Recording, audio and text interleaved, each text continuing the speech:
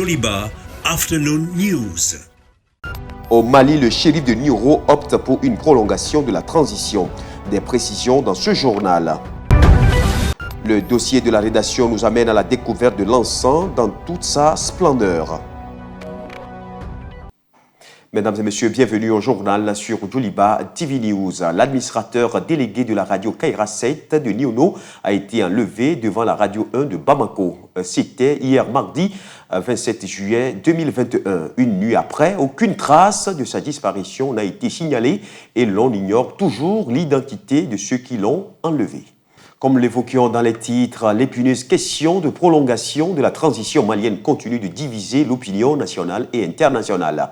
Si la communauté internationale et certains partis politiques prônent le respect des 18 mois édictés par la charte, le chef des Amalistes, Bouye Haïdara, propose d'augmenter la durée de cette période transitoire. Le récit avec Abdoulaye Konimba Konaté, Sokona Diakité.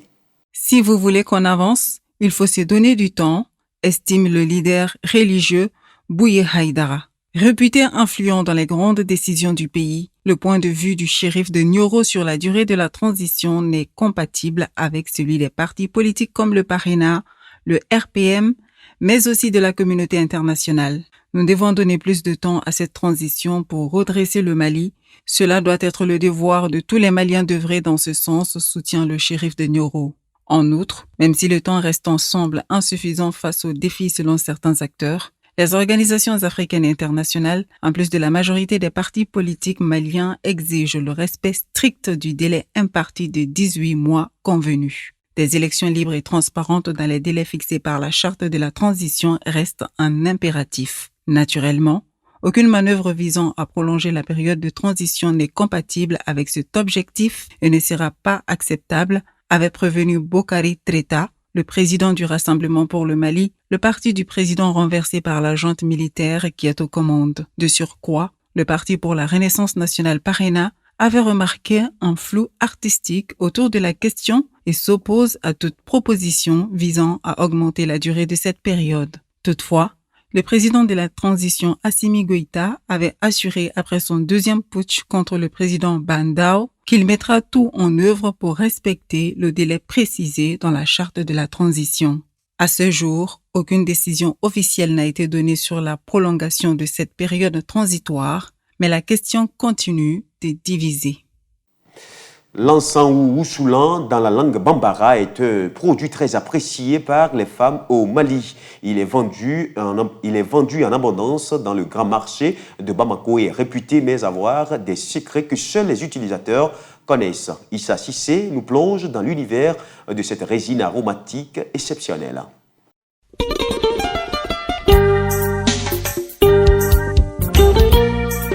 Impossible de se promener au grand marché sans apercevoir une boutique ou un étalage de vente d'encens ou Oussoulan comme le disent la majorité des Maliens. Draman Keita est vendeur d'encens depuis plusieurs générations. Pratiquement, ça fait des années, depuis le temps de l'indépendance jusqu'à maintenant.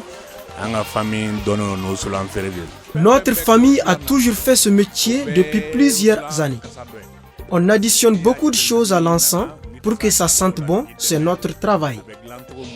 Mais un client peut aussi acheter seulement l'encens et on lui montre le procédé de fabrication.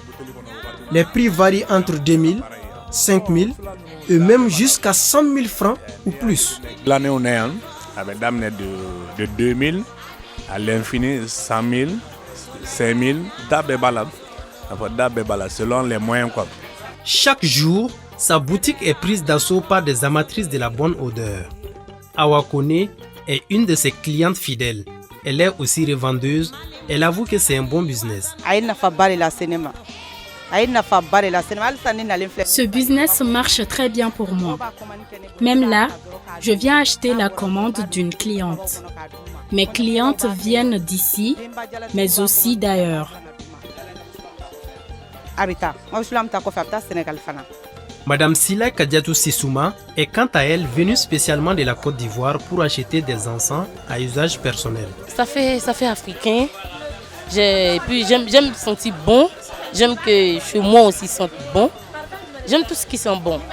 Donc ça fait que je préfère les encens contrairement aux autres senteurs modernes. Afin de savoir ce que l'encens signifie réellement pour les femmes, nous nous sommes rendus chez une vendeuse, mais pas n'importe laquelle, Oumou Traoré, communément appelée Oumou Soumadoumamba. Pour elle, le Wousoula n'a pas de secret. Maliamso, Malla, on tala en Wousoulandi. Ni be fait un Maliamso eredo. Maliamso ni be fait Au Mali, on reconnaît une grande dame par son encens. C'est quelque chose qui est utilisé depuis les temps de nos aïeux, alors que le parfum n'existait pas encore. L'odeur de l'encens est d'ailleurs un parfum à part quand on le sèche. Ma grand-mère s'en servait dans sa chambre, mais aussi dans ses habits en laissant notamment pénétrer la fumée.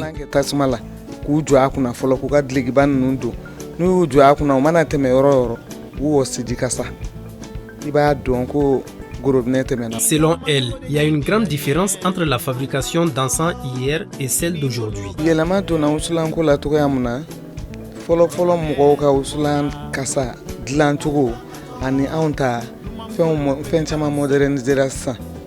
Il y a eu du changement dans la fabrication de l'encens.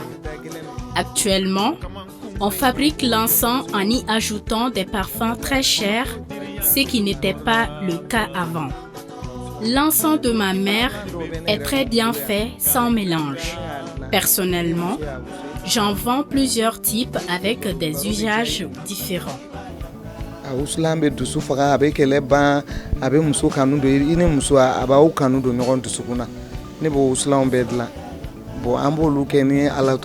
L'encens est devenu un élément incontournable dans la séduction, mais aussi dans la parure de nombreuses femmes africaines et maliennes. Pour leur senteur, certaines parmi elles n'hésitent pas souvent à débourser des sommes colossales pour s'offrir des encens de bonne qualité, un geste que les hommes ne peuvent qu'apprécier.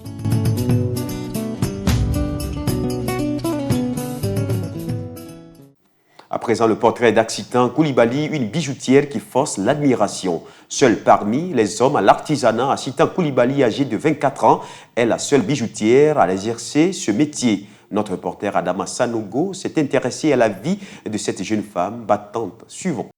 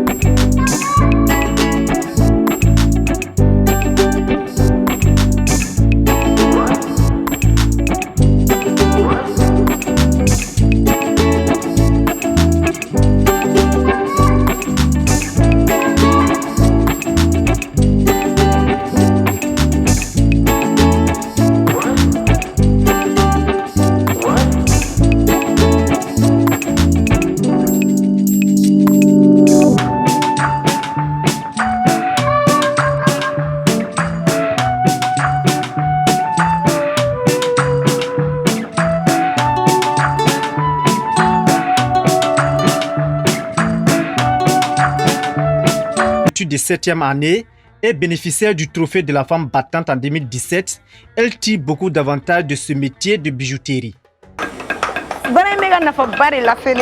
Ce métier m'apporte beaucoup d'avantages.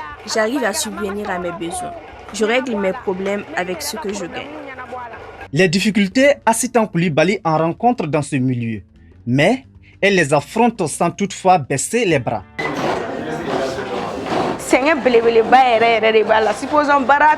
La bijouterie sous-entend les difficultés. La chaleur du feu, le marteau et l'acide me fatiguent énormément.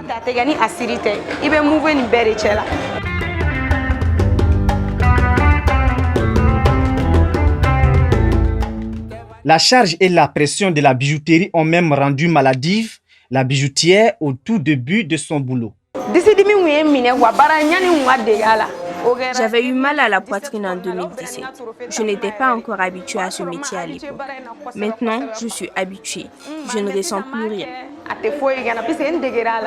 Aussi, la résistance de la famille face à son choix a été l'une des expériences phares que la héroïne a affrontées avec courage.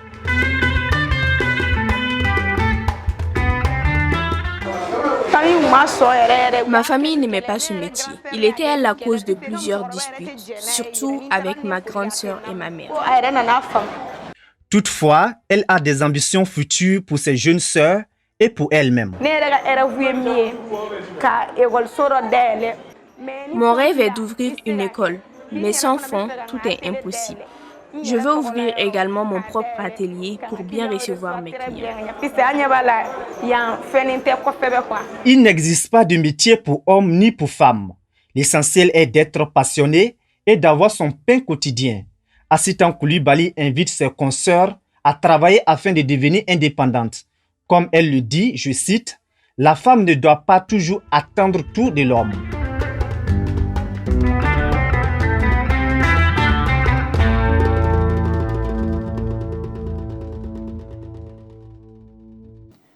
L'association Kilé a lancé ce mardi le projet Les Ateliers Ciné Clap de la Cohésion.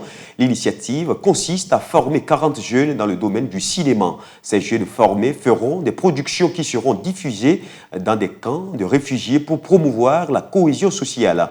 Aruna Salia Kone pour le compte-rendu. Ils seront 40 jeunes maliens à recevoir une formation de 2 mois dans le domaine du cinéma. Une formation qui sera sanctionnée par des productions cinématographiques.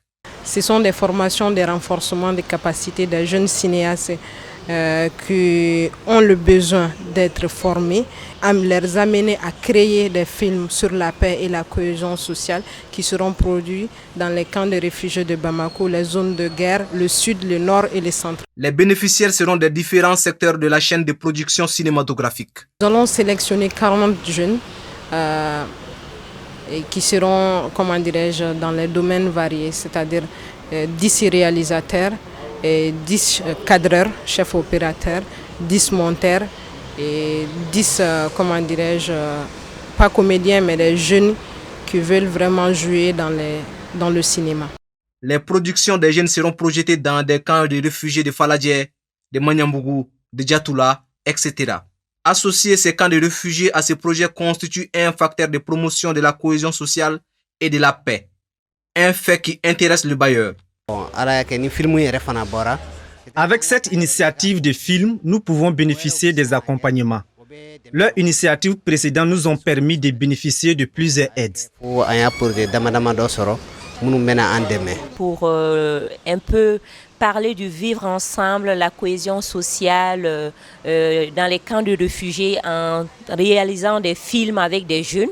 Donc on a trouvé vraiment que ce projet était vraiment pertinent. Donc Donkoni Maya a jugé nécessaire d'accompagner cette initiative dans ce contexte-là. Les dépôts de candidature continuent jusqu'au 31 de ce mois. Les jeunes intéressés peuvent postuler en s'inscrivant sur le site kinobamako.org. À présent, l'image du jour consacrée à la cathédrale du Sacré-Cœur de Bamako au Mali, ou la cathédrale catholique de l'archidiocèse de Bamako qui est l'image du jour. Alors, c'est à Kati, à 15 km environ de Bamako, qui s'établit vers la fin de l'année 1897 la première mission catholique, et c'est de Kati que venaient de temps en temps les pères blancs pour visiter les chrétiens de Bamako. Des fonctionnaires, des commerçants, des ouvriers et des militaires pour la plupart. En 1907, la mission catholique de Kati acquiert un terrain à Bamako et y construit en 1910 un bâtiment qui sert de chapelle permettant un ministère régulier. En 1910, le vicariat apostolique du Sahara au Soudan français est divisé en vicariat apostolique de Bamako et vicariat apostolique de Ouagadougou. Dès lors se pose la question de la construction d'une église cathédrale à Bamako. Monseigneur Émile Sauvant, premier vicaire apostolique de Bamako qui résidait à Kati, achète alors 2 terrains de part et d'autre d'une rue et dont l'une abritera la cathédrale. La paroisse associée à la cathédrale est créée dès 1923 et le premier curé est le père René Bazin, assisté du père Brun, procureur du vicariat apostolique. La construction de la cathédrale ne commence cependant que le 21 février 1925 avec la bénédiction de la première pierre par Monseigneur Sauvant en présence du maréchal Pétain. 2 ans plus tard, le bâtiment est utilisable. La cathédrale de Bamako est achevée en 1936. Jusqu'en 1957, elle constitue le seul lieu de culte catholique officiel dans la ville. Monseigneur Pierre-Louis Leclerc est installé premier archevêque de Bamako le 21 février 1956. Il est inhumé dans la cathédrale en 1988. Un mot en sport dans cette édition, le sélectionneur de l'équipe nationale féminine junior de basket sous mandat de dépôt. Une source auprès du parquet d'un tribunal de Bamako a informé ce lundi 26 juillet 2021 de l'arrestation et l'inculpation d'Amadou Bamba pour pédophilie, tentative de viol et attentat à la pudeur. Cette arrestation intervient un mois après la publication d'une enquête du New York Times et de Human Rights Watch qui a révélé un système d'abus sexuels au sein de la Fédération malienne du basket. Le ministère des Sports, en étroite collaboration avec la justice malienne, rassure qu'il mettra tout en œuvre pour accompagner les juridictions compétentes en la matière pour l'éclatement de la vérité dans ces dossiers. À présent, l'actualité internationale avec Sokona Diakité. Dans la soirée de ce 27 juillet 2021, le président ivoirien Alassane Ouattara a reçu son prédécesseur Laurent Gbagbo. J'ai souhaité que de temps en temps, on puisse avoir ce genre d'entretien qui détendent l'atmosphère dans le pays. En ce qui me concerne, j'ai surtout parlé avec le président, j'ai insisté sur les prisonniers qui ont été arrêtés au moment de la crise de 2010-2011 et qui sont encore en prison. Alors j'ai dit au président, et vous serez d'accord avec moi, que j'étais leur chef de file. Et moi je suis dehors aujourd'hui. Et ils sont en prison. Et j'aimerais que le président fasse tout ce qu'il peut pour les libérer. À la suite de l'intervention de son interlocuteur, le président Alassane Ouattara s'est exprimé à son tour ainsi. Je crois que c'est important que les uns et les autres puissent comprendre que nous avons décidé que c'était important de rétablir la confiance et de faire en sorte que les Ivoiriens se réconcilient, si c'est cela le terme important, mais se fassent confiance également. Ces événements ont été douloureux. Il y a eu des morts, trop de morts, et nous devons avoir cela derrière nous et travailler sur l'avenir, sur la cohésion, sur la réconciliation. À noter que cette rencontre entre le président Ouattara et son prédécesseur Laurent Gbagbo est une première depuis la violente crise post-électorale née de la présidentielle de 2010 qui opposait les deux hommes. Elle est même qualifiée d'historique par certains.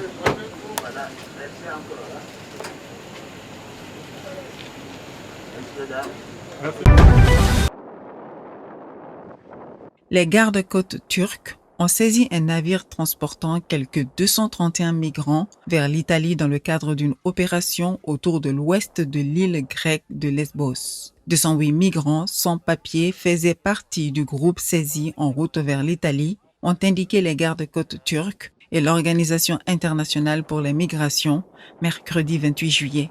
Les gardes-côtes ont arrêté 2 ressortissants turcs naviguant sur le bateau et escorté des migrants vers un centre d'expulsion dans la ville d'Ayvasik, dans l'ouest de la Turquie, a également déclaré le responsable. Ces dernières semaines, la Turquie a fait face à un nouvel afflux de migrants afghans traversant sa frontière sud-est avec l'Iran dans un contexte de violence croissante en Afghanistan. Mesdames et messieurs, cette édition s'achève ainsi. Merci à vous de l'avoir suivi. Très bonne suite de nos programmes sur Joliba TV News. Dans un instant, la météo, l'information reste en continu sur Joliba TV News.